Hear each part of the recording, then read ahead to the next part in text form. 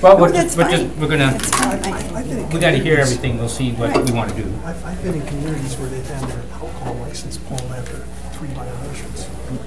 You know, and I don't think, is this something from somebody else? I think that may be from a different meeting. That wasn't. Oh, from a part different of- meeting. Okay, here, I'll put it over here. That will be confusing. Mine was just the stapled packet. All set? Everybody? Yep, we are set. Okay, the Protection and Welfare Committee meeting for Monday, December 11th, 2017, in room 207 at City Hall. It is just a couple minutes after 5. Was now in order. The roll call, Alder Galvin is here, Vice Chair Alder Dorf is here, myself as Chair, Alder Scannell is here, and Alder Zima is not present right now. I haven't heard from him. I'm assuming he'll be coming very shortly. With that, I'll take an approval of the agenda. So moved.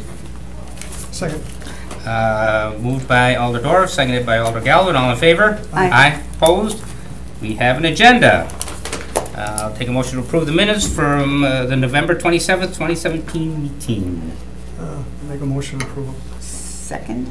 Motion by Alder Galvin, seconded by Alder Dorf. All in favor? Aye. Opposed? Our minutes have been approved. On to the real business. Item number 4, application for a Class A beer license by Oneida Nation at 2597 West Mason Street, formerly Grand Central Station. Staff. Law Department has no objections. Police Department has no objections. Motion. Second. Motion by Alder Galvin to approve, seconded by Alder Dorf. All in favor? Aye. Opposed? Okay, now, Yes. before I get too far into here, I just want everyone to know that what we do at committee is just a recommendation to the full council. The full council has the authority. So next Tuesday or Monday, it may be shifted. I don't know if anybody's heard about that. We might. Yeah, I got the email. Okay, so we'll have to check on the city website or call the clerk's office either next Monday or next Tuesday, 7 o'clock, the room next door. This will go before the full council, and they usually follow our recommendations, but you never know. So, but after that, then it'll be, you're good. Item number 5, application for a Class B beer license by Marcus Cinemas of Wisconsin, LLC, at 1000 Kepler Drive. Staff. Law Department has no objections. Police Department has no objections. Motion to approve. Second. Okay, I would just have, is there, does anyone, did they serve beer in the past at the cinemas? West Pitcher Show used The to. West Pitcher. West Show, Pitcher yeah. Show, but I mean, Yeah. this is Marcus. I don't This is think something. Marcus. This Wait, is something kind is of. anyone here from, okay, move to open the floor. I'm Second. curious that. Yep. Motion open the floor by Alder Dorf, seconded by Alder Galvin. All in favor? Aye. Floor is not open. Please come forward, state your name and address. Sure.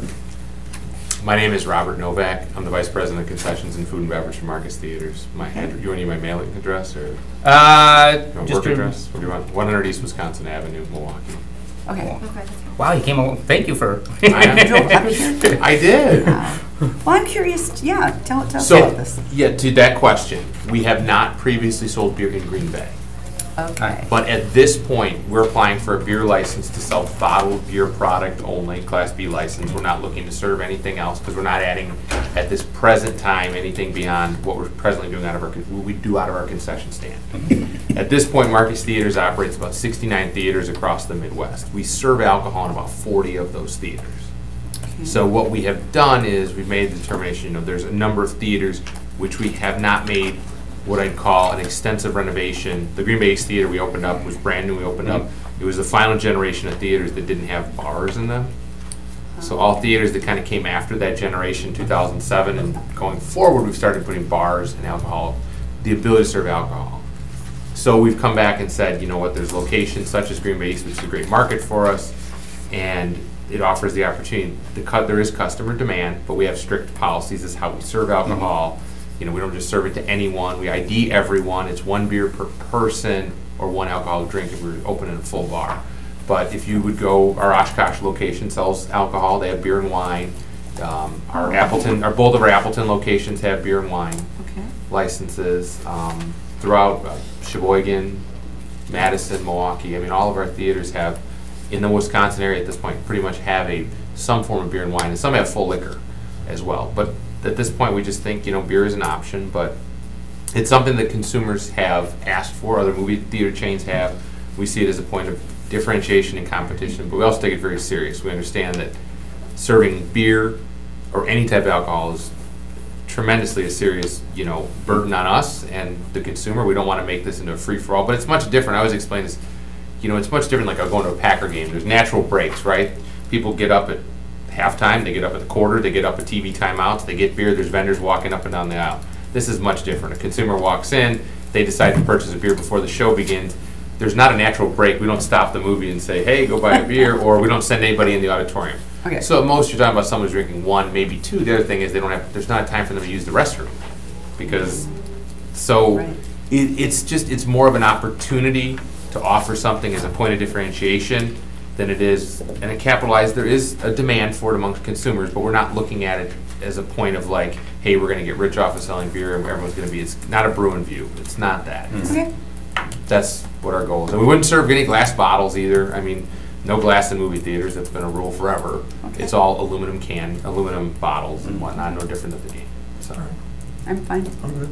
I'm worried about popcorn fights. we still need to sell popcorn. That's Yeah, the yeah. bread and butter. So Yeah, Motion to close the floor. Thank you very much. you're welcome. Second. Motion to close the floor by Alder Dorf, seconded by Alder Galvin. All in favor? Aye. approve? I was just curious, so we've got a motion and a second Oh, on the sorry. floor already. So all in favor? Aye. Opposed? Okay, that carries. Thank you. Item number 6, request by Alder Weary to utilize a new or existing littering ordinance to address ongoing issues with the free newspapers. Alder Weary can't be here. He did give me a call. I can paraphrase a statement for him and we can move on this. He'd rather that we didn't hold it, that we did move forward with this. He brought this forward. He's been getting a lot of complaints in his district. He's worked with his constituents to call the Press-Gazette, hoping that they would not deliver to those addresses that didn't want the paper, but that's not how things work. I know a couple of years ago I had the same issue, and they did work on a better delivery, but they do need to deliver to everybody. They can't not deliver. It would Well, they be- don't The pay Press for it. Gazette has free papers. How come I pay for them? It's advertising. All it is advertising. Oh. So if Okay. you don't have a subscription, they will deliver this, I don't know, once a week, once a month. Yeah, it's usually on Wednesdays, so I think it may be changing now. And they also, they're getting real careless with it. I mean, I subscribe and I'm getting it. So I don't know. So anyway, with that statement, I would ask for staff input. So Law Department has looked into the issue a little bit. We do have an anti-litter ordinance in our municipal code, but it doesn't designate specified areas where materials can be left. As a result, we cannot restrict distribution of materials to specific areas under the current ordinance. However, we can certainly look into drafting an ordinance which would allow for some restrictions if that's what the committee would like to do. We can require that newspapers, leaflets, and other printed-like materials can be delivered to a specific location or to a receptacle, but we do not have any provisions that restrict delivery. It would be incumbent on the property owner to have that sussed out with Green Bay Press-Gazette. It sounds like they've tried, but there's Right. no mechanism for them to do that, Right. and there's no mechanism for us to be able to do that either. So who gets Um, charged then? The resident? No, it's a It's free a paper. free, it's a No, no, free no, no. paper. If we do have an ordinance about littering, It would be the Press-Gazette. It would be, right, whoever is doing the littering. We could structure it that way, or at least we Okay. could look into who would be the appropriate party who would be receiving the citation. We cannot prohibit we can't prohibit the delivery of just leaflets or ad circulars onto the lawn or driveway, but allow newspapers to be left on the lawn or driveway, because then that would be content-based regulation. We would be looking to the content of the printed material to then determine how it's being regulated, so it would have to apply to all like materials or all printed materials. Well, if you subscribe to a Mhm. newspaper, and you're asking them to leave it on your front stoop Mm-hmm. or your front lawn, Mm-hmm. you're asking for it. But if you're not asking for it, if someone just willy-nilly drives down the street, say it's not newspapers. Right. What if someone's throwing empty beer cans Well, that's, and they're just, that, how is this But different? that- it is different. That would be a different medium then. But Yeah. if you're looking, if it's newspapers, leaflets, circulars, it's all printed material. Yeah, and it's So someone information. could go down and throw, during campaign time, Someone running for office could go down and literally Yep. just throw a crumbled up leaflet on everyone's front lawn. Yep. We currently don't have any restrictions prohibiting that, I don't think they get like elected. by location, right? Not a good So tactic. when newspapers deliver That is not a good newspapers tactic. onto a driveway, we don't cite for that, even though we don't have a specific regulation for location or receptacle. Like some municipalities or areas have like that open kind of plastic container underneath a mailbox. Mhm. Yeah. So that all newspapers, leaflets, circulars, all get put in there. We could have a similar provision put in that all things have to be delivered that way. And if someone But didn't not have that every- receptacle, Yeah. if someone doesn't have that receptacle, you can't deliver there. Right, but then we could make that a requirement. Well, no, what if But- we but- left it up to the individual owner, property owner, to put up such a receptacle? We could That potentially is structure it basically that telling way. anyone with leaflets in that, I don't want anything, I don't want anything dropped in my door, you know. Sure, You're cranky. Well, no, I've had a lot of people call me about this, and they're Right. cranky. And I gotta admit, when I'm walking around, you see these circulars lying in the gutters or in people's front lawns, they get frozen up during the winter right, time. right. It's a mess. And Yes. it's not right. Randy, I have a question. Yep. So, I thought at the first part you said that the newspaper has to deliver it to all the houses. Or they don't have to deliver it? They deliver to Whether every. they do or do not, we don't have any way of restricting their delivery, Okay. of telling them, don't deliver to this home. So then if we had some way to restrict by saying the only way you could deliver it was if this receptacle Right. is there. Right, right. Then we could possibly. We could at least regulate where these items are being left. Okay. I think I'm characterizing it correctly as far as, I'm not sure how enforcement goes. We do have Bill Pappy here who could potentially, I'm not sure if I'm And on you care point to or if I'm, to add? okay. So far, yeah. Okay, all right. Okay. You don't want to get up and, If you want me to. well, if there's something you'd like to add, or think we should, Sure. are we missing Any questions? anything? Yep.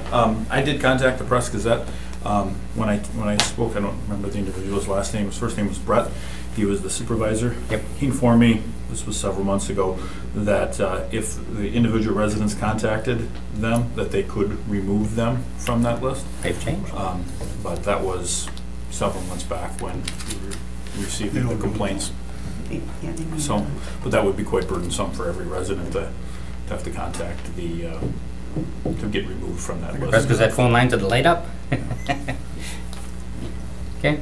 And Alder Zima is now with us, yes, Alder Zima? First, let me apologize. Nope. I left my phone at the post office, and I called it through someone else's phone, and that's why I found it there. So I had to go back and get it, and that's the reason I'm late. They could have mailed it. They could have mailed it, that's right, if they knew who it was.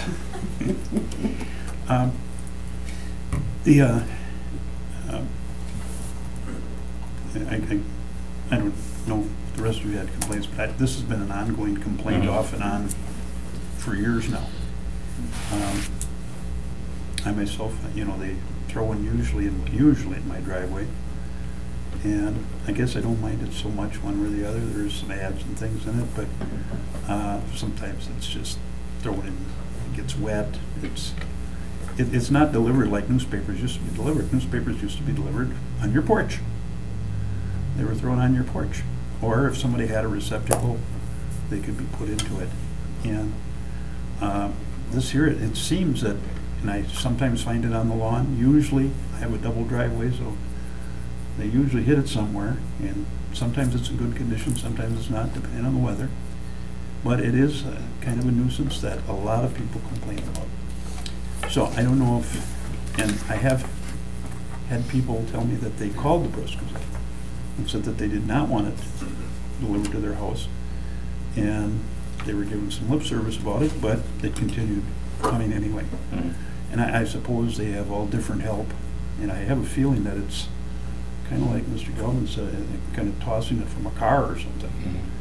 Mhm. And I don't know, I guess I came in a little bit late, again, I apologize, but if I'm understanding right from our attorney is that if it's newspaper, then it's exempt from the litter clauses? No, what I was saying is that we wouldn't be able to treat, like these leaflets or circulars differently than newspapers. All like printed materials would have to be treated and regulated the same. So if we're Do we have requiring, regulations on newspapers? Hmm? Do we have regulations on newspapers? We don't have regulations for like Where they should be. where they placed. should be placed currently. So we would be able to devise something But like that, if whether it- it's in a receptacle or whether it's on someone's porch or in the upper portion of a driveway, not in an apron, not in the right of way, something I to that think effect. It belongs just would on a- have to On a be, porch or in a receptacle, one or the other. This idea of just tossing it on lawns and whatever, if it's raining or whatever. And I think that's some of the problem. I mean, if you have, the paper I have delivered is on my front porch all the time. But you notice when it gets to the circulars, they're just tossed. And so I get the feeling there's not much of dedication to their craft when it comes to the weekly or monthly circulars. I don't know if I think it's the same carrier, probably how not much they the get same paid or carrier, whatever, right. yeah. I think it's a different person all the time too. You know, I don't think they keep that help very long. Mhm. They probably don't pay it very well. And I wouldn't want everyone to have put up a receptacle, because if they didn't need to have one, then, I mean, if it could be. Right, we wouldn't want, I don't porch, think I would want wouldn't to the expense for that. force for people. people to have a receptacle. I think we want to ask Well, any more I don't think questions. we can force anybody to have something, but I think we can But say that unless you- they before, have just one, have- or it's delivered to the porch, that it cannot be Yeah. delivered. Can we craft an ordinance? So crafty. we can craft it addressing whatever concerns the committee would like to have addressed. We can kind of take in all those ideas and thoughts and kind of come up and look at what other municipalities kind of have in place. Okay. Mhm. And come up with Okay. something that probably addresses, but so far I'm hearing not wanting to force residents to have a receptacle, but Right. have some sort of regulatory provisions that restrict at least the location Mhm. Right. of where the newspapers or circulars can be delivered. Well, I Or think be Mr. left. Galvin hit it on the head there. It should be on a porch or in a receptacle if people have them, Okay. and one or the other, and just draft it up that way, and And I like where you're going with this, but I also think we have to be careful of, or maybe we want to apply it to people that go by and put in flyers in your door for getting new windows Well, in place. I Right, mean- but, I mean, do we want to have something in place that's only for these circulars, or do we want? No, it has to Well, all those be treated the folks- same. Those folks are generally pretty good. They put put it in them a in bag your and door. they put it on your Right. And that's doorknob. or- Right. okay.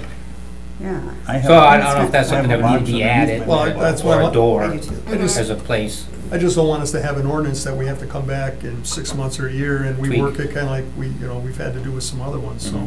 Yeah. I just want to make sure we hit all the bases, we're not hurting anybody that's Yeah. I doing a think we good want to make job. enforcement easy, Yes. Yeah, that, that, hey, they can't throw it on the lawns or the driveways and stuff like Right, that. It's yeah. got to be on a porch or in a receptacle. or a door, And as long as or it's that behind way. a mailbox. I'm thinking of like even door, because technically our door cards would fit into that category, and there's times doors are locked, and I know I put things behind a door, mailbox. Well, that's not supposed to be so hot either, I guess, but It's not in the mailbox. I think behind. on the porch or in a receptacle, I mean, on the porch, it could be the door, or it could be anything. Right. I think we just got to get it off of, The lawn, the you know, driveways, the I've actually seen sidewalks. it, I've seen it thrown in the terrace way already. Oh, yeah, yeah. Do we need to define who the responsible party is going to be that we would cite? The people who throw them. Or, Well, who they're working for, their boss. Because a lot of sometimes Boss. those people are independent contractors, so, The people who throw them are independent contractors. yeah, like if they're being hired as an independent contractor, then, Then the owner can, the one who's hiring them, I mean, Well, they're just maybe as we want- responsible, aren't they? You know, maybe it might be It's not only the more, bartender, it's the might be more owner. effective to do I'm just the asking actual- from an enforcement standpoint, like if Right. we were to receive a complaint and I send the inspector, is going to issue a citation at this point, who are they issuing the citation to? I think they Press deliver. Gazette. When you think Press Gazette, okay. well, it's Well, like, it might not be it was like you were the saying, best. if, I mean, if but if I I know own what a you're business, saying. am I responsible for what takes place there, or is my employer, or both of them? I mean, if your clerk sells cigarettes to a minor, and, You you know, both get a who, ticket. who gets the ticket? Does the owner just walk away and go, hey, it's not me? They I have both no get the ticket, responsibility? don't they? Well, For that Right. situation. Mhm. right. And so like he's asking, do we go after just Is it an employee, is it an independent contractor? Do we go after the owner who then makes extra sure his employees or independent contractors are following the rules? Yeah. Do we know, is it an independent contractor? I would have to look. I'm But not Okay. it's, sure. but it's good, you see, that's why I want us to think this thing out, so Yep.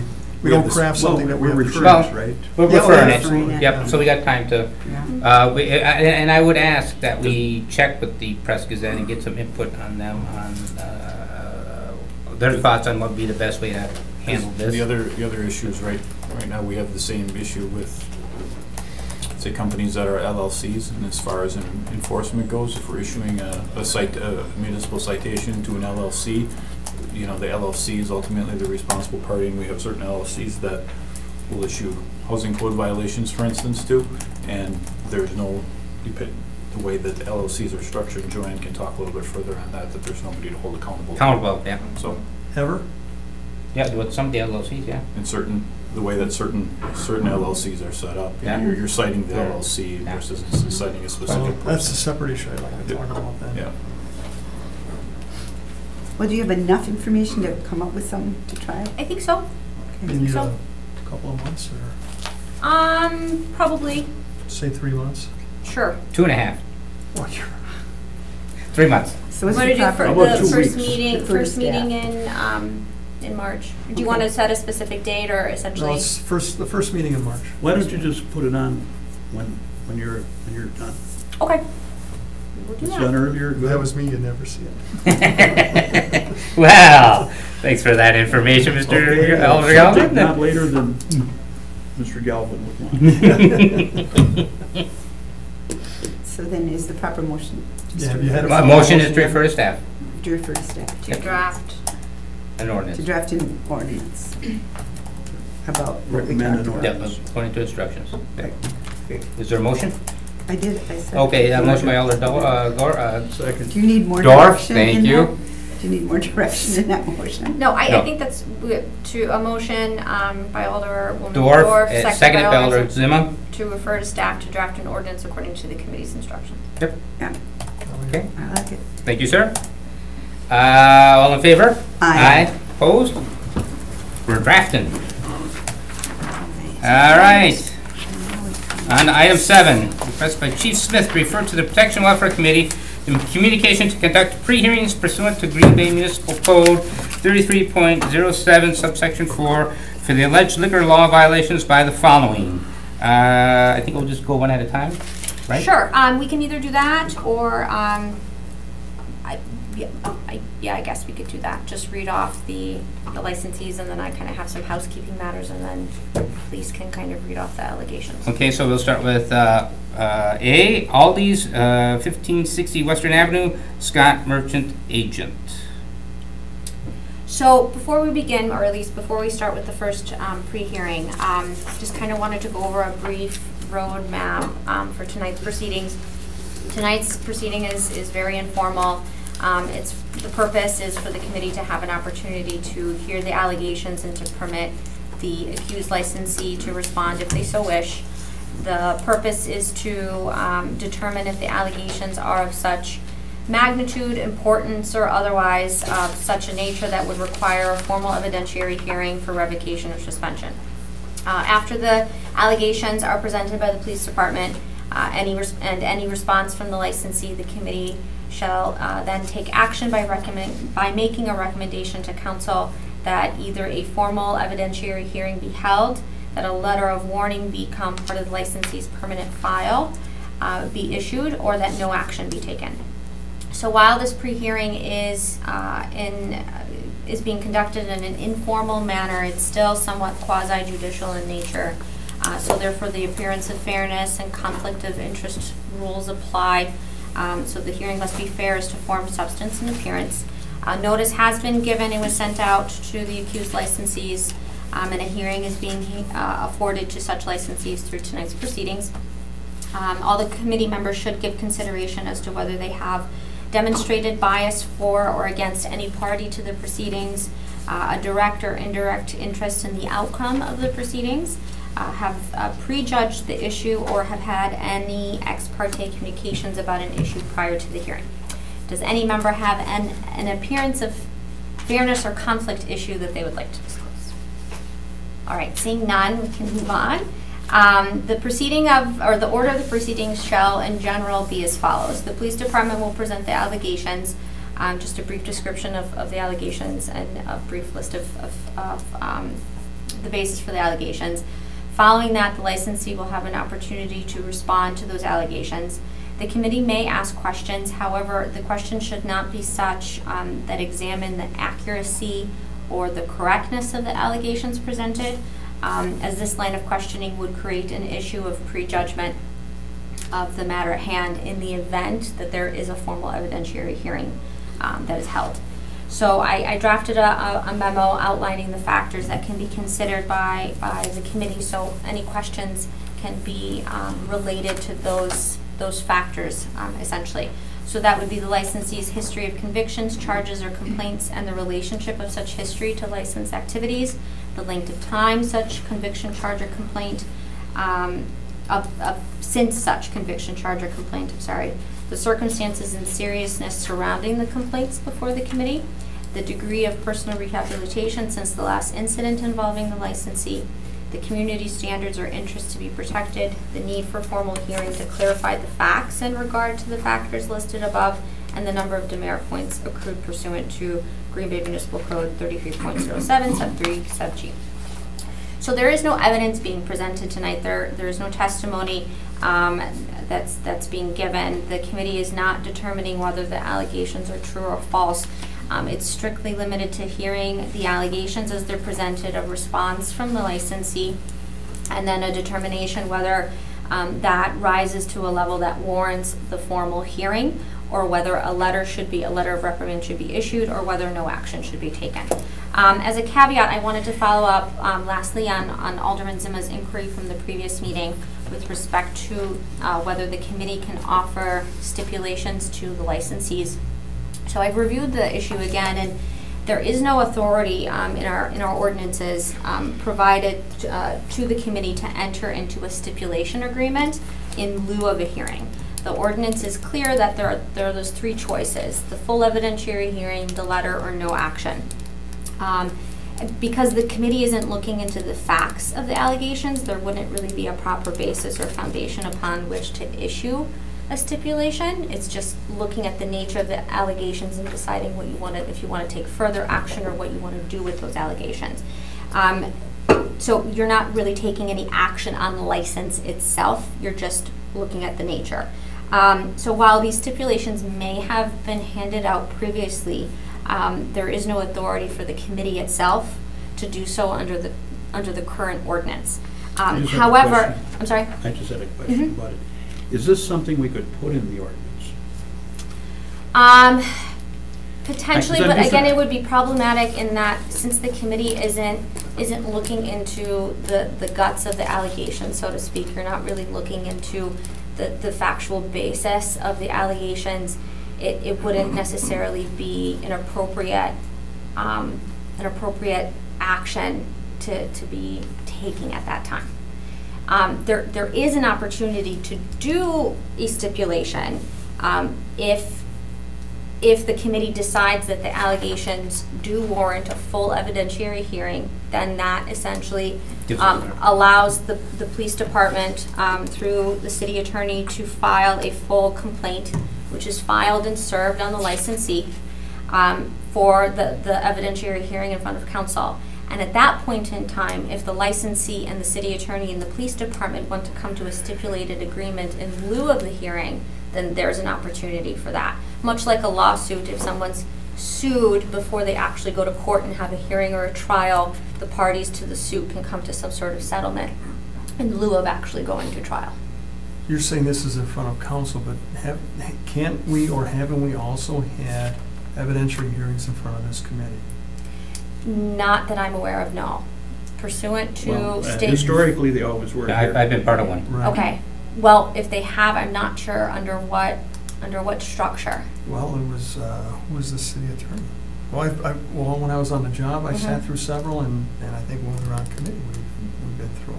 The full evidentiary hearing, the way that it's structured, is supposed to be held in front of the full council. Is that liquor law only?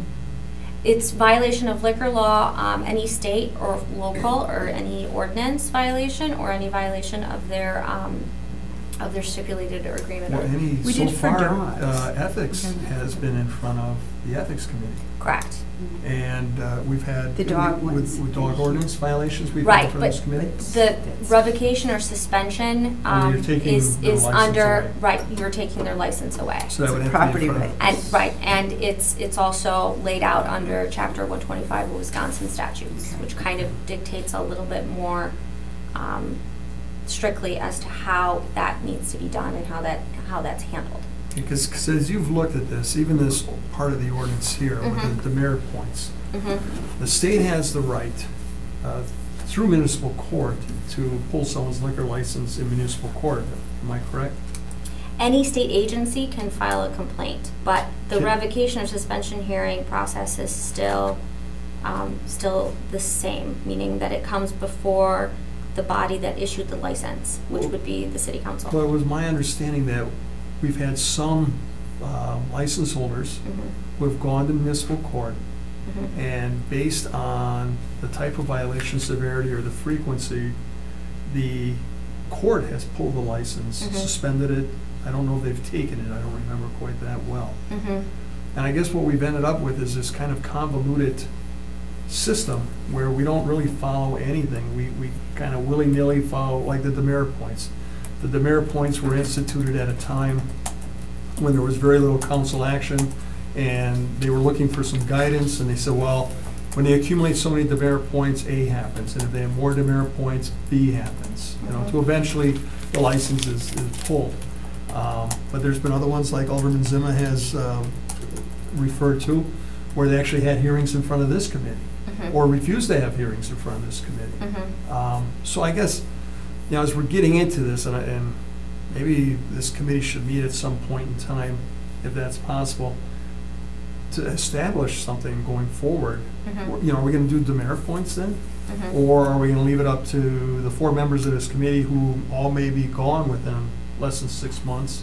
And then what does the next committee do? Do they start all over again? Mhm. I guess that's what some of my concern is here, is that, you know, we get something going, 2 years from now or a year from now, we're all gone. There's a rash of problems, there's a whole new committee here, and they reinvent the wheel again, Mhm. and then again, and again, and again. And there's no consistency within our community. And I'm asking for what your thoughts are. I mean, I'm sure you've been digging into this a little bit, and you've been at municipal court. Right. What's the nature of the beast? The Mhm. pre-hearings are kind of unique to our municipality. Other municipalities do not have this pre-hearing process. It's just strictly revocation or suspension, and that's predominantly up to the discretion of the police department and the city attorney's office. Because the police department is ultimately reviewing and either approving or recommending the approval of the license, and then that goes to the Protection Welfare Committee and council, and the license is issued. And so, since police department is the body that's issuing the citations, knows of the violations, it's then the chief of police that brings a complaint saying this licensee has violated A, B, C, and D. We are filing a complaint against said licensee to revoke or suspend their license based on these bases. And then that goes to a full evidentiary hearing in front of council, which then council decides whether to suspend or revoke entirely. And so, That is the process that is laid out, and that's my understanding. by of- statute. By statute. But if we had a police department that was lackadaisical or didn't care about alcohol enforcement, the whole thing could go by the wayside unless council were to order the It can police be, department. it doesn't have to be just by the police department, it can be by any state agency. But if the state, well, So I've worked in with the theory, state there, agents, there, yeah. there could, or any other kind of local, I don't want to be misquoting, I can try and pull up statute 125 specifically for revocation or suspension. I just feel that, you know, we should look for some practical way to resolve things and put it into our ordinance if possible. I just reiterate my experience from many, many years ago, and you've had more recent experience with these things, but all things went pretty much as our attorney has said to us. We, in the pretrials hearings, we just heard the allegations that were made or the tickets that were given or whatever, and while they felt it was important to bring it before the committee. And then we would open the floor and the parties involved, most of the time spoke, but there was not an obligation that they speak. They could, say no. They would want it under an evidentiary process where it's more formal and they can, bring their witnesses and all that sort of thing. But they can speak informally about it, although we never made decisions. The only decision we made then was whether we thought it was serious enough that we wanted to put it to a full hearing. But it always came to this committee. Now, if this committee was landlocked or something like that, then it could go up to the council. I'm just talking how things went. Whether we followed the law or not, I don't know that we always follow the law. Not only the council, the police department, everybody else. Not everybody knows all the laws, and they just are doing the best of their ability. And but I'm just saying that it worked out very practically in that once we determined that it went to a full evidentiary hearing, at that point in time, I would say half or 3/4 people went to the attorney's office or the police department and they talked. And if they thought there was some mitigating circumstance, or they convinced the powers to be that maybe something other than revocation or suspension was appropriate, they would come and recommend that to us. And we did not have to accept that. We would ask questions about it. But 9 times out of 10, things worked out that way. Now, there were some things that were so egregious we were not interested in having, something other negotiated, much like our prosecuting attorneys over in municipal court. They meet with people and they sometimes work things out. Our staff makes their judgment about the seriousness or unseriousness of a violation, and they use their best judgment. And that's sort of how it was working. And sometimes it was so egregious we demanded to go to hearing, and we sometimes just took the license because we might have had a somewhat preconceived, but sometimes things are very notorious in the press and everything else, and people form strong opinions, and things are so egregious that you go through the formal hearing. If they don't, and a lot of times those folks just voluntarily gave up the license in exchange for no prosecution or whatever. Yeah.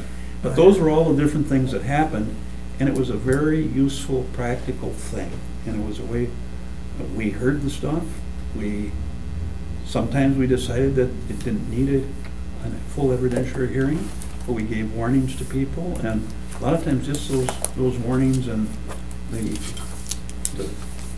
discussion we had kind of made Christians of them. And then we, a lot of times, didn't have problems again.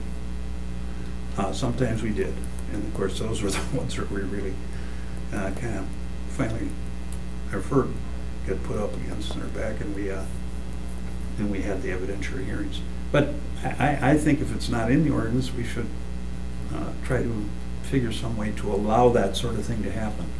We don't want to just have evidentiary hearings because you've got to bring in outside attorneys, everything else, because the city can't be prosecutor and defender. No. Should we move that to our next meeting? No, hang on. I've got to. So, I mean, so far, we're kind of, I don't see too much of a difference here. I mean, we have this meeting, and then we decide if we want an evidentiary hearing or not. And in between now and that evidentiary hearing, there is still a possibility, you had said, of A stipulation agreement. a stipulation Yes. agreement. I think what Alderman Zima is describing is what, if I'm understanding correctly, is what we do currently have. So we Right. have this procedure for the Right. pre-hearing that we're having But would now. that come to the committee? The pre-hearing? No, we do the pre-hearing. If you come to a stipulation, bring those back for our approval, correct? That does not See, come that's back, what because we're- there's no, Oh, they used to. So we there's go no to the structure, council? right, so what would happen is that a formal complaint would be filed if the committee refers a particular set of allegations for formal evidentiary hearing. The city attorney and the police department draft a formal complaint, it's filed against the licensee. And then at that time, and then an evidentiary hearing is set and scheduled. Between the time that the complaint is filed and the hearing is held, the city attorney and the PD and the accused licensee can come to some sort of agreement. Mhm. And then that agreement is then approved. I'm not sure if it's approved by council. We don't actually, it doesn't state in there that it can be approved by council. Now, I wonder if that could But- just come back to the committee. I think it somehow would have to come back to committee and council, probably in closed session, discussions with attorneys as far as settling of pending litigation, because it essentially is litigation. It's the city litigating against the licensee for the revocation or suspension of the license, and then the committee would approve, and then it would go to council. But I'd have to review just to make sure that that's really Yeah, how Why are you that saying- I would why are like- you saying that it wouldn't come back to this committee? Because if we decided that there should be an evidentiary hearing, Right. we have to withdraw that. And if you brought back some stipulation that you thought was worthy, Right. and we agreed with you, then we would cancel. I agree, that The evidentiary that hearing. makes sense. There's just nothing in the ordinance delineating that So maybe process. we So need to before, paint the ordinance a like, little. well, I guess part of my problem here is, and I'm talking from 30-some years of experience and frustration. You have municipal court, and you have individuals that receive citations, and they start playing the game where they start changing attorneys, they get their court dates canceled, and before you know it, it's 6 months, it's a year before they ever have their day in court, because of the way the system can be manipulated. At the same time, you have them come or not come to this committee or to council because of those same violations. And you start having these problems where, well, now they make a stipulation in court, reference their citations. And several of those citations are dismissed, and once they're dismissed, they didn't happen. Well, now they can't come in front of this committee or be held accountable in front of this committee for it. Well, I don't know if that's true. I mean, they didn't happen as I far don't as think the that's true. court is concerned. As far as the court is concerned, it doesn't happen, but as far as this committee, that. If a citation is dismissed, Mhm. can they be brought in front of this committee and have their license suspended? I don't believe that they have to be, Because we do it without them going to court. right, I don't believe they have to be convicted. They just have to, you have to allege that, obviously conviction kind of lends and supports the Okay. fact that the allegations are true. But you don't necessarily have to have a conviction, What I about? believe. And we've had. But this is a quasi-judicial hearing.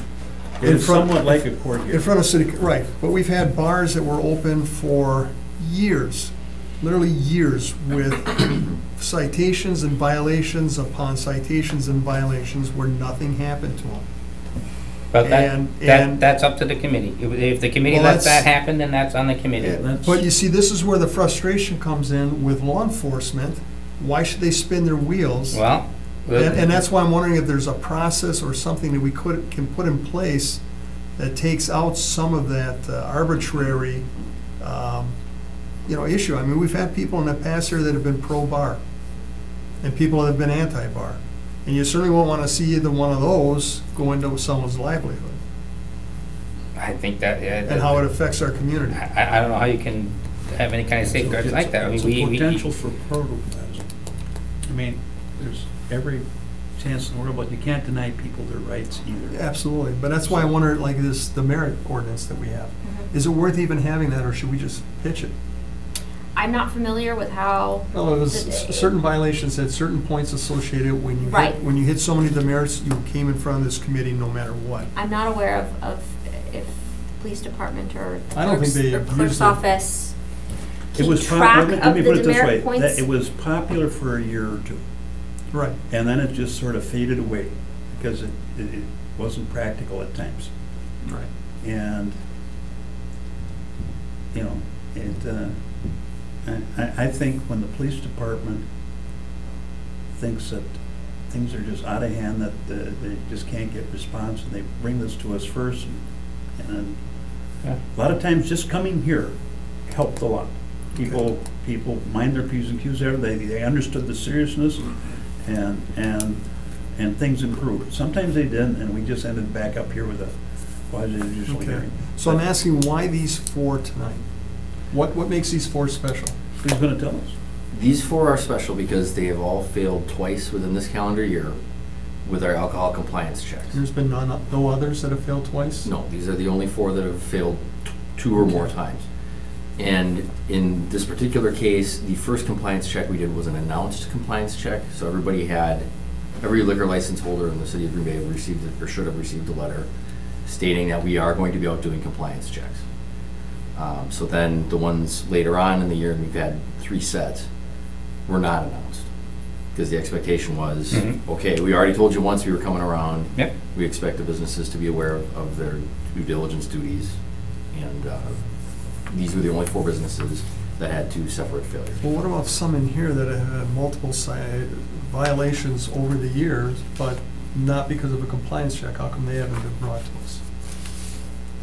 I don't know the answer to that question. Well, I know it was guess brought to that's this meeting. in the sense of fairness and consistency, I guess that's what I'm asking. I think that's what Well- the point system was. Well, I think that's what we asked for, didn't we ask for the ones that failed the compliance Compliance checks to check. come here? Right, so there That was we a direction. specified who should come Okay, I wasn't here for that part. Okay, Yeah. so that's why these are the There was a direction ones.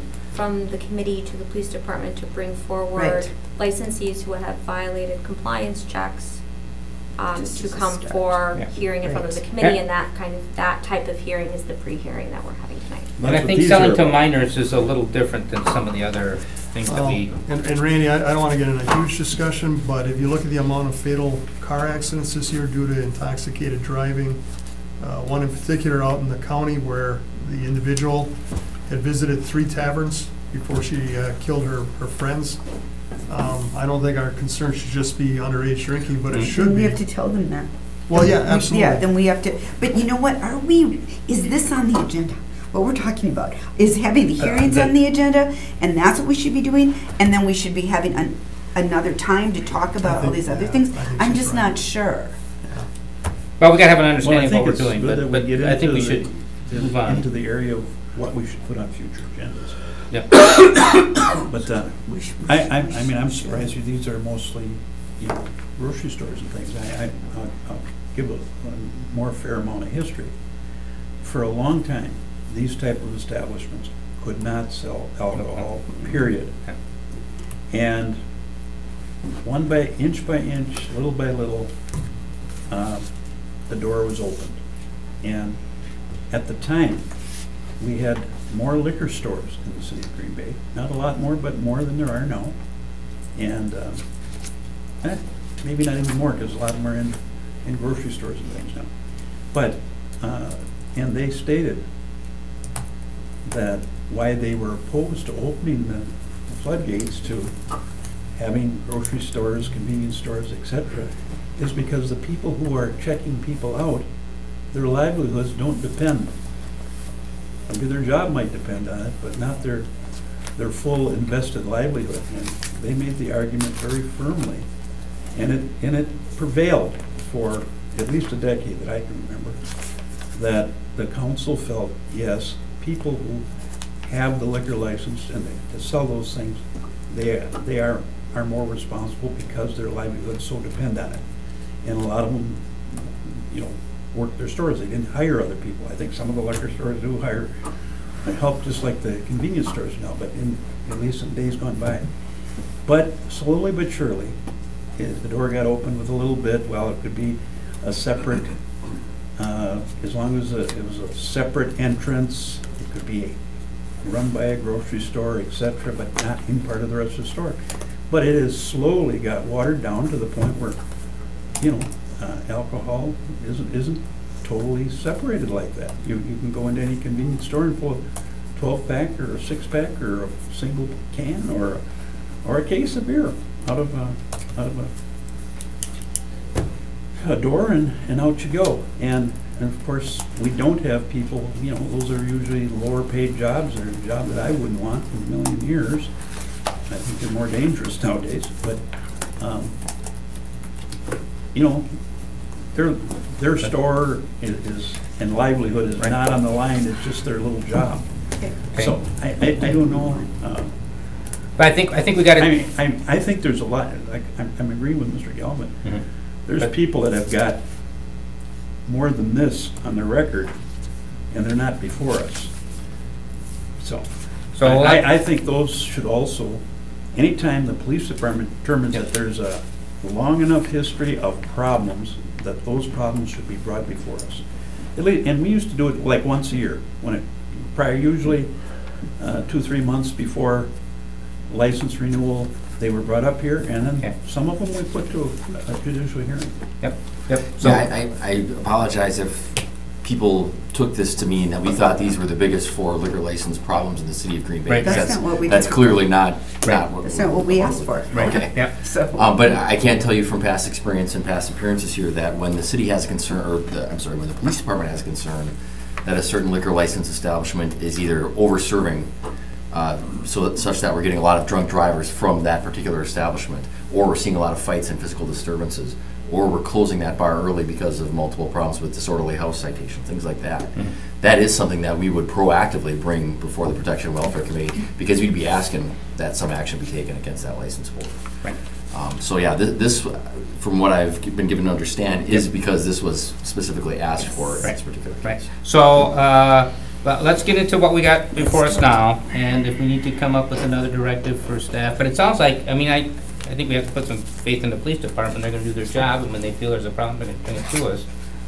But we can have that discussion later if I they mean, need. maybe we need something that says, if you fail twice in a year, you have to. I guess get that's an what I'm automatic looking for. suspension of your right to. Let's But take that's that not up, right now. but, yeah, let's take that up at another time, because that really is a little off task. Let's focus on these 4 now, and we can decide what we want to do with the bigger issue after. So with all these 1560 Western Avenue, Scott Merchant Agent, is there anyone here for, okay? Yep. Well, we gotta hear I the, think we would, the police Oh, department. there will was kind of more? go- Okay, Yeah, so- we'll just okay, give what just a the second. allegations are, and then the Yep. licensee can respond. do you have the total history of each of these? No, Just, This is just this last year. just Yep. this last year, based on the So complaints. we don't know if they had problems 2 years ago, 1 year ago, 3 years ago. No. I mean, I think that would be Does more that- helpful. yeah, too. we that can doesn't- ask them, we can ask them when they come forward, and then we can check. Yes. So, but let's hear from staff. The first alleged violation was April 6th of 2017. A clerk at that store sold to an undercover young person that worked for the Green Bay Police Department. In this particular case, it happened to be a community service intern. She was sent in with a driver's license indicating that she was 20 years of age and was sold the beer in this particular case anyway. And that was what date? April 6th of 2017. And the second one? November. The second one was November 9th of this year, and it was basically the same scenario that's typical for our compliance checks. We send someone in with a valid driver's license of themselves that is underage, and that second occasion, they were also sold alcohol. Okay. If it matters, they were not the same clerk, if that was Okay. something you'd want to consider. Motion to open the floor? Well, it just. Or is there more questions for staff? It does have to do with training. In other words, are people really training their people well enough to not have these violations? And I know it's hard because you've got so many different employees. Maybe we can check with Okay, the, I make a motion to open the floor here from interested Second. parties. motion by Alder Zima to open the floor, seconded by Alder Dorf. All in favor? Aye. Opposed? Okay, now if you could please come up, state your name and address, and Sure. I'm Scott Marchant. I'm at 1834 County Road C in Zabiskie. I've been at Aldi. I've been a manager for 20 years there. This is the first time we've ever had an issue with this. We've had ones in the past that we have passed. And yeah, this year, it's not been a good year. We do have a training program. They go through it. Every year, I bought the slip here. They have to go through again, review all the information again, and sign off that they've had to review that information again. Cashier's involved in this time. One of them has been with the company just about 3 years. The first one was Trista. She actually looked at the ID and transposed numbers, 3 for an 8. I guess she did have her court date and it was dismissed. This last one was a cashier of mine that's been there 12 years. She never even looked at it, so there's no excuse there whatsoever. I mean, I'm not even going to try to defend that. We give them the information that we can. We do the best that we can, but at the end of the day, they're adults.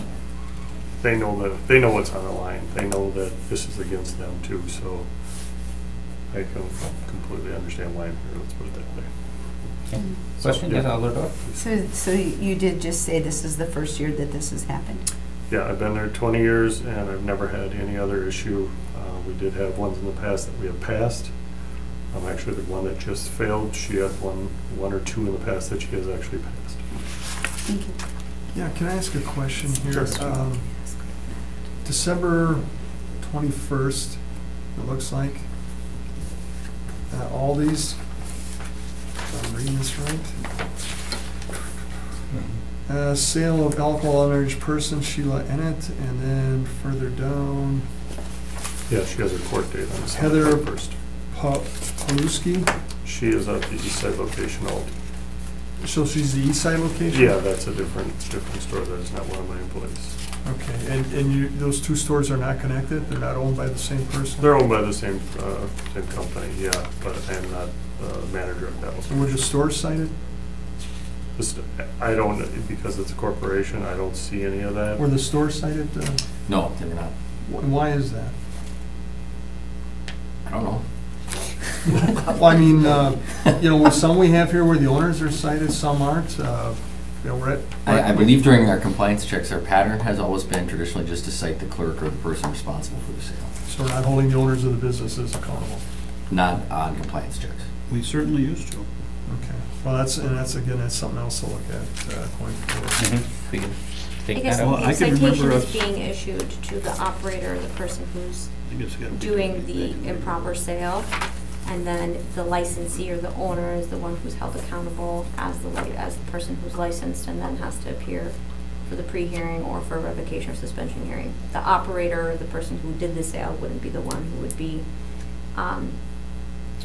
forwarded to an evidentiary hearing. So I think maybe that's the distinction, Well, I if that just want to helps. ask a question though. Yep. I mean, why in the past did they cite the clerk and also the owner? And now what changed that you stopped citing the owner? Or the representative of the owner? I know that that is a very common practice in taverns, but based on my limited experience when we did compliance checks over the last several years, we only cited the clerk. So we've been doing it different with grocery and restaurants. Groceries, stores, and taverns. However, compliance checks of taverns, it's the same thing. They cite the bartender on duty or the person doing the Oh, service. they don't just say the Yeah, taverns. it's different. It's a different case if we get called, say, to a disturbance, and we discover a bunch of underage kids in the bar that have been served, Okay. as opposed to doing it during a compliance check. Well, that was a long-standing complaint of many owners. But there were two tickets given. One for the owner and one for the bartender. But maybe it wasn't for That is a Well- long- compliance that is- check, Well, and we're well, just doing. Compliance check or otherwise, it doesn't matter. right. But let's take that up. Let's focus just on this case right here, But what we got. they are compliance checks though, you know. These are, yes. I'm So the- remembering Terry's Easy Go over there. They had like 4 of them. Yep, okay. And- Elizabeth, please, we'll have that discussion, but let's just focus what we need to do for this right here. So the December one, that's the court date, Alder Galvin, right? I mean, that's from the November. It's not an additional one. That's the court date. That's not another. Well, it's, you know, it's. Yeah, but her court date is Mhm. December It's just, 21st. right. So that's, you're not seeing three. Yeah, it's just two. It's just, There's just two, the two that we have, and then that one Oh, is so the we court don't date. have the date of the offense listed here. Right. Yeah, we do. Well, I mean, we do Not- on not this in the- sheet. Oh, not in the that packet, no, sheet. on the right, summary on sheet. this, yes, No, yes, yes. but on I this- I think guess you it were would thinking help there us- was Well, it a says third. 4/6 of 17. Yes, he's looking, He's looking at, well, yeah, Alder Zima has it. And then there was a court date Oh, of but 5. on the And next then there was a page, it stipulation isn't. to hold Look. open until 12/6 of Look. 17. This one doesn't have it. Well, it's, That one doesn't, but the one you're looking at does. some of them do and some of them okay, don't. well, let's just focus on this sheet here. Well, and this is the problem Sometimes we're one having. owns, is- sometimes one owns. Well, what, are there any other Well- questions? I make a Mr. motion to return to regular order. Second. No other questions? No. Anything else you care to add, or? Oh, I do have a copy of this if you guys want to look at what we have them review and look at every single year. It's nothing that they're showed once and taught once and then it's done. It is when in doubt, refuse. So, like I said, they have no, they've been given all the information that I can. The fact that they failed, I do You do train? I do train, but at the end of the day, this is on them, and I told her, I said, I don't feel bad for you, because all you do is look at the license, and it would have been that simple, but Mhm. she refused to look at it, so, if you wanna look at this, I can leave this here with you guys. Sure. All right, then there's a motion to close the floor by Alder Zima, second by Alder Dorf. All in favor? Aye. Opposed? Okay, I that would carries. make a motion, Mr. Chairman, that in light of a long positive history and these two isolated incidents, I would just recommend that we not have a hearing and just send the letter of reprimand. Like, did we ever determine if there's ever been any other violations? He said there has not. And how long have you been with them? 20 Been years. 20 years manager at that location. Okay, thank you. So I would second that. So there's a motion for a letter of warning by Alder Zima, second by Alder Dorf. What is it? Is it a letter of reprimand? What is it or- called? The letter It is of- called, Letter of don't ever do it again. Please. it is a letter of warning to be issued to licensee to become part of licensee's permanent file. Okay. A letter of warning, he said. Second. Yep. Any further discussion on that? Nope. Okay, all in favor? Aye. Opposed? Okay, so then there's just be a letter sent into the, okay? Thank you. Let's move on to the second one, Lombardi Express, 1828 South Ashland Avenue, Bradley Cherney, agent, staff. In that particular case, on April 11th, there was a sale to an underage person during a compliance check. There was also a citation that was issued at that time for bartending without an operator's license that was issued to a second party. So 2 citations to 2 individuals. Then there was a second incident on May 7th of 2017, also during a compliance check, and at that time, the only citation was issued was serving an underage person on a licensed premises. Anything for staff? No, by serving, you mean selling. Yeah. Yeah, because they wouldn't have This been isn't a actually bar, they're serving. serving. Yeah, they're not actually pouring the drink, they're Yes. just letting him purchase it, yes. Yeah, okay. that makes- Wait, whoa. But So that's we have what it sale to says. underage person bartending with, so there was no one on site that had a license to be selling liquor? In the first incident. Okay. Yes. Anyone here for this? Motion on the floor? Motion over the floor by Alder Dorf. Second. Second by Alder Galvin, all in favor? Aye. Aye. Opposed? Okay, the floor is now open. Can you please stand up and come forward? State your name and address. My name is Bradley Cherney. My address is 2702 Somerset Circle in Swamico, Wisconsin.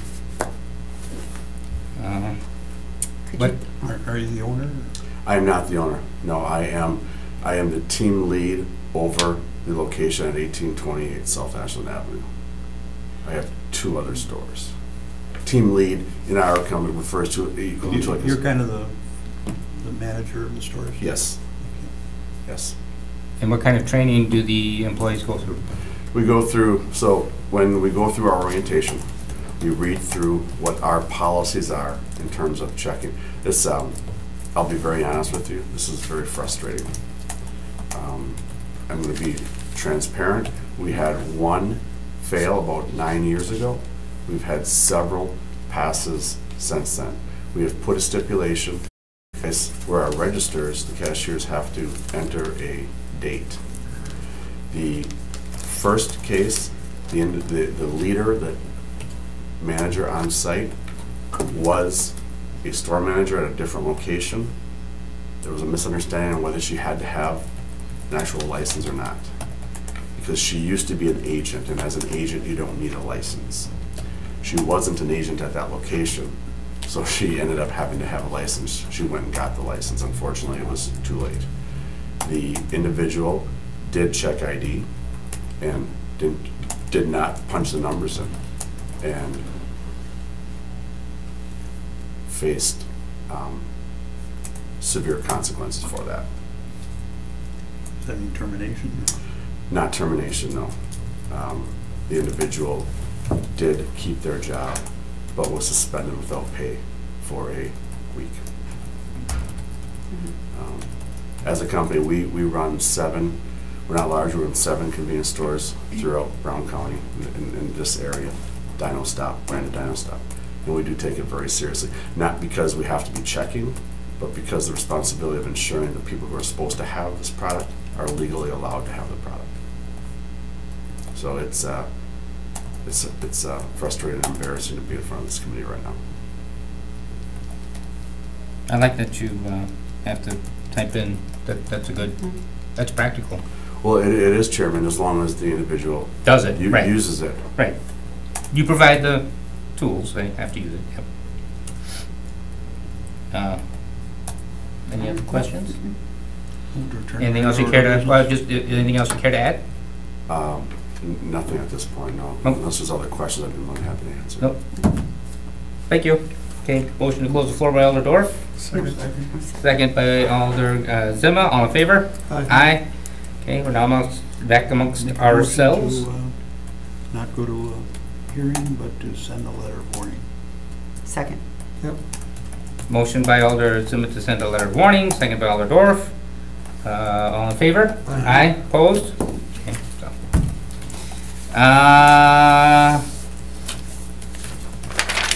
Item C, Glass Nickel, 416 Dawson Street, Donald Calhoun, agent, staff.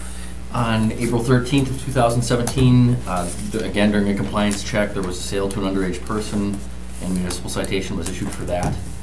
And then again on October 28th, same year, we had a similar occurrence during an underage compliance check, and sale to underage person was issued a second time. Motion to open the floor. Was this serving or was this selling? Selling. All of Just- these are selling. For takeaway? Oh, as far, in that particular case, I don't know, I'd have to read the It's specific. like this is a restaurant. This is a restaurant, yes. It is. But these are all compliance checks. These were all done during compliance Check, checks. yeah. So, I mean, did people come in and ask to be served a glass of beer, or were they coming in to ask for a six-pack of Yeah, New Glarus? that's a good one. Good choice. Served, the female was served a beer, and the male was served a Mountain Dew. Mountain Dew. The Is that the illegal? underage female was served a beer. Wait, I mean, these are two people together? Yes. That was the first violation. And the second violation? The second one,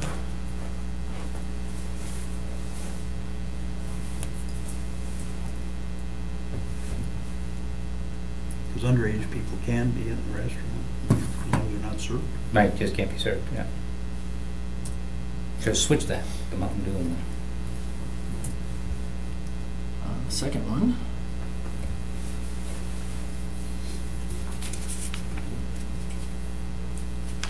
It What was was the also date two on it? CSIs. They checked both of their IDs. And they again served one of the two of them. but they checked both IDs. That's, Okay, Why didn't they serve the other one? Or did the other one ask for a soda pop? I'm correct, sorry, I'm incorrect. They did serve them both, oh. Okay, but, and they also did check both of the IDs again, okay, They check the IDs, and serve them and both. still served them both. so sometimes they, when they hand them, they must just think that, well, I guess they wouldn't give them to me if they weren't good, so. Well, we'll have to find out. No, Is there anyone here for this item? Move Motion to to open the suspend the floor. rules to hear from interested parties. Second. Okay, motion open the floor by Alder Zima, second by Alder Dorf. All in favor? Aye. If you please come forward, state your name and address.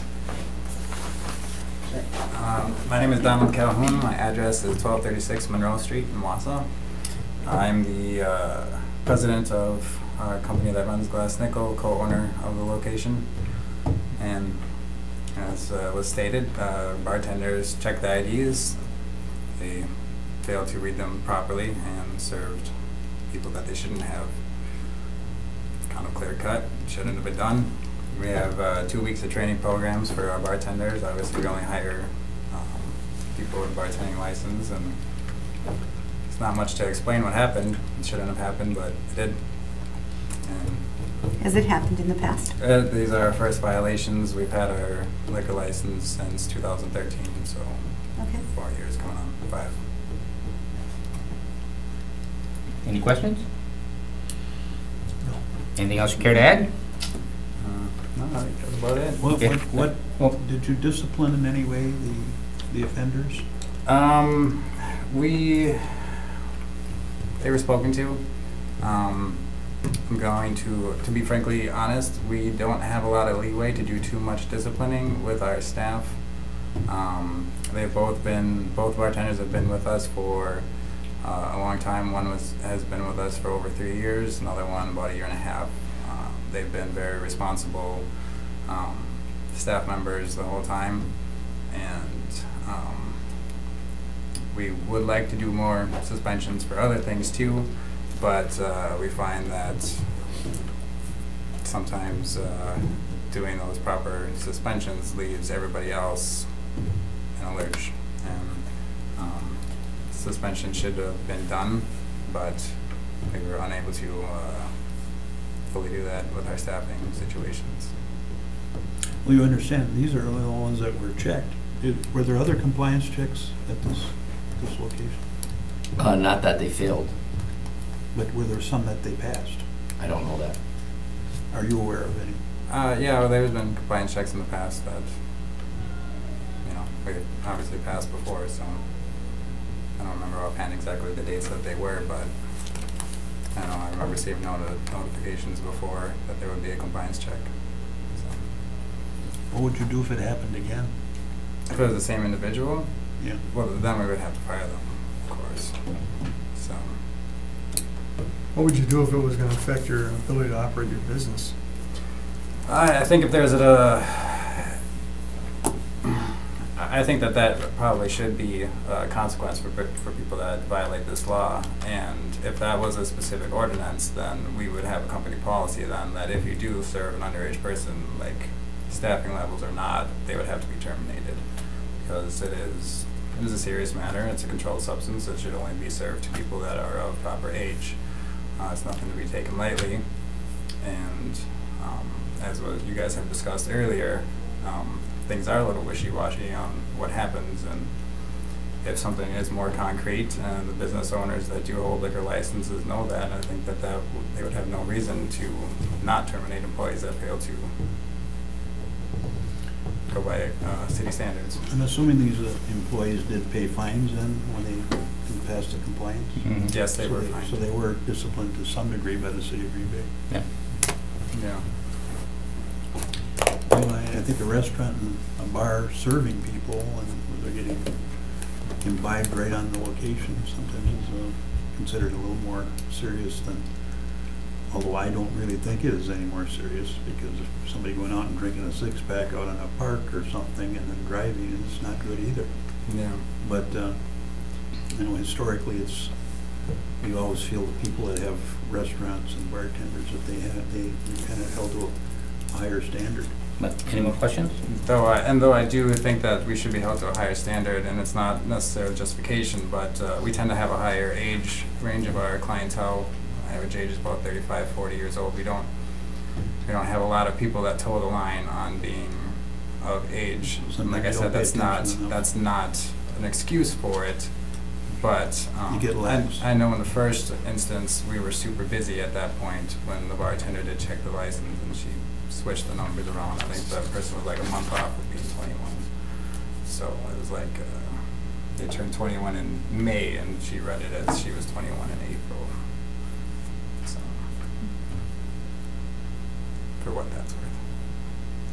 Motion Well, closed. I know I don't believe that we should trick people either. And,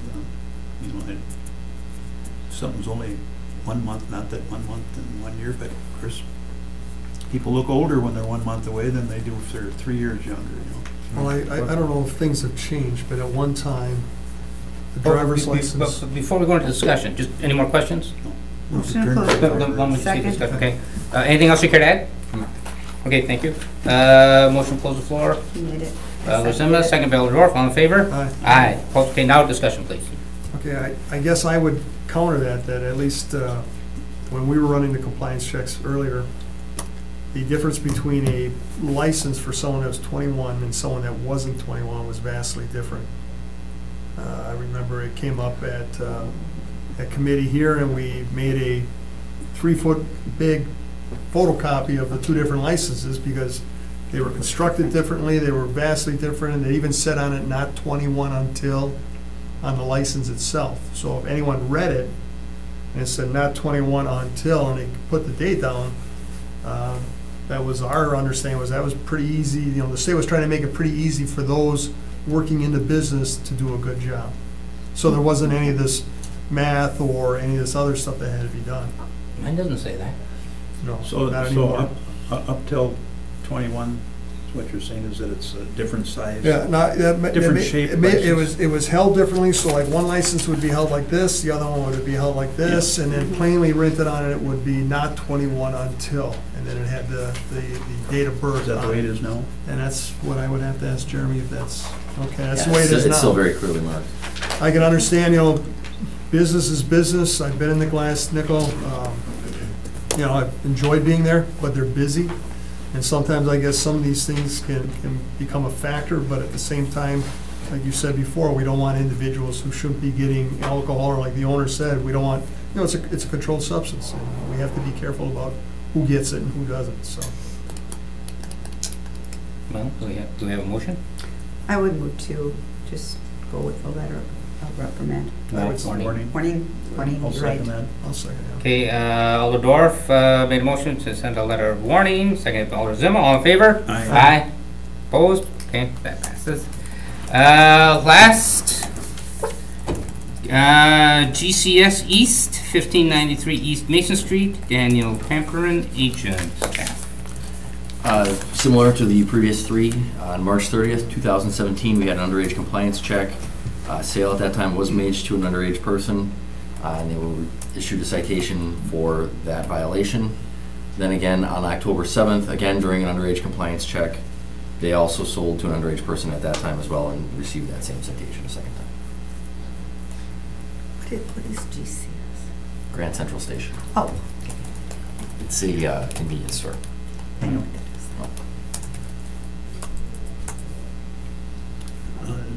Move to open the floor. Second. Motion by Alder Zima to open the floor, seconded by Alder Galvin, all in favor? Aye. Aye. Is there anyone here for this? There is not. Okay. Motion to close the floor. Well, Well, yeah, I guess motion to close the floor by Alder Dorf, Second. seconded by Alder Galvin, all in favor? Aye. Make a motion that we hold this to our next meeting and notify the owner they're required to come here. Yeah, I'll second that. Yep. Motion by Alder Zima to make sure, with a letter, contact the owner, notifying them that. A letter had been issued to, there is no compulsory. right, this isn't a complaint and a summons. It's essentially if the licensee wishes or may Okay. respond, but they're not required to Required. respond. So if we could send them a letter asking them that we would really like them to come before. Encouraging. You know, I don't know, I always feel that that's, you know, I give the benefit of the doubt, that's why I asked for a second time. Mhm. Right. And just to repeat it, that this item, and just state the facts, that the Okay. time So to had been send held a over. second notice. And they were, Yep. send a second Right, notice. and if they have no interest in coming, then they have Then no we know interest in that. coming. Yep, I agree. Okay, yep. Would you vote? Yep, all in favor of that? Aye. Aye, opposed? I guess, before we go on, or in the meeting here, because I'm having some confusion in my mind. Who is being issued, like for instance here, it's the last person that was here from the Glass Nickel, and I'm just using as an example, not to point them out that they were better or worse than anybody else, but was the citation then given to the person who violated by serving, and was it also given to the owner then? On the second violation, on October 28th, it was just issued to the bartender, or the person that did the actual sale, not to the owner.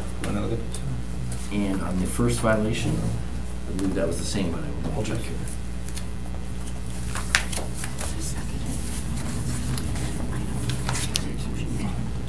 Because the reason I'm saying is we've historically had inconsistencies in this stuff. I was under the understanding that I was getting to both, because we have the owners here, we don't have the employees here. In the first violation, it was the same type of case where just the employee that did the sale. And I guess, Mr. Chairman, if you see that, put that on a future agenda for Yes. discussion, I think we need to talk about that. Yep. And some of the, maybe you have a couple things. Well, then, yeah, I had a note here, when bartender's license come up for renewal in, what is it, late June? I don't think we've ever been notified if any of them have had violations. And I guess I would be concerned about that before we were to just grant that license again. Especially if there's been some that are bad bartenders that have more than one, or they bounce around from establishment to establishment with violations. That, you know, I've never heard of it, but those are certainly things I'm concerned about. Well, I just think that, you know, you have to get the attention of the owners as well as the people who do the Absolutely, violating. yeah.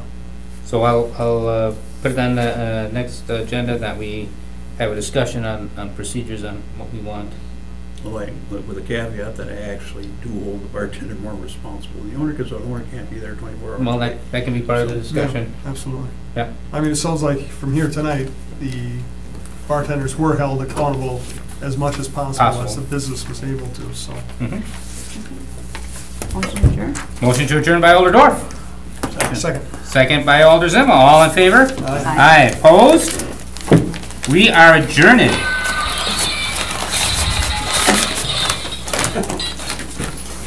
That's not. Thank you, folks. I'm gonna see you. Thank you, you too. Thanks for coming. So Jeremy shows up for his first meeting in a year and a half, Probably. and he gets the shortest one of the bunch. This is the shortest one? Oh, yeah. Something wrong there. Don't tell him how short it was. He'll be jealous. So, if I want to, because I would really like to see some consistency in our enforcement and their appearance